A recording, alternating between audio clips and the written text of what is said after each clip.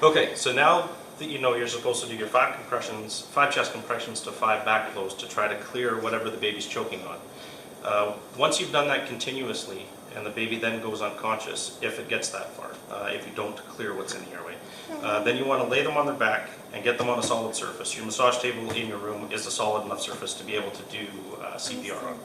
So, because you've done your chest compressions and your back blows to try to clear whatever's in there, we know that there's a blockage.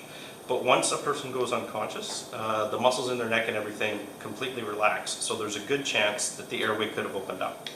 So what we want to do then is go down and do what we call look, listen, and feel. So you put your ear right beside baby's mouth, put your hand on their chest, just to see if they've started breathing at all. So to practice that, you go down and you hold that for 15 seconds to try to see if you can hear any kind of air passage going. If there isn't, then you can try giving a breath to see if there's enough of the airway open. So when you do that, you want to tilt the head back just enough that the nostrils are looking up at the ceiling.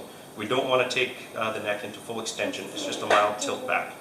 And when you go to give the breath, you just want to use the amount of air that's in your mouth. You don't want to give like a full breath like you would to an adult. So it's literally just the puff that's in your mouth. So just like, so try. And in this case, we'll say that the air didn't go in because there's still something blocking the airway. So you landmark between the nipples again and give 30 compressions. So,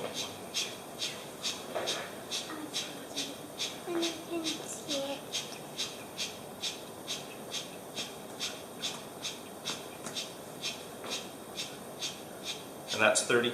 Take a quick little look in the mouth, there's nothing there, so we try to give a breath. So you try to give your 2 breaths, see if air goes in. In this case the air did go in, but we'll say that the baby's still not breathing. So you continue doing your compressions, 30 to 2 breaths, 30 to 2 breaths. You continually do that until more help arrives, or until the baby starts breathing.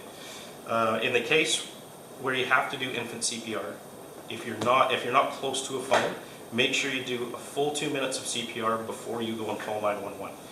Unless you've got a phone handy, like if you've got your cell phone in your pocket, then pull it out, put it on speakerphone, call 911, and get right into what you have to do in order to help baby. So now we'll go into demonstrating what happens when the first responders arrive and what they're going to do so that you have a good idea of what to expect once they show up.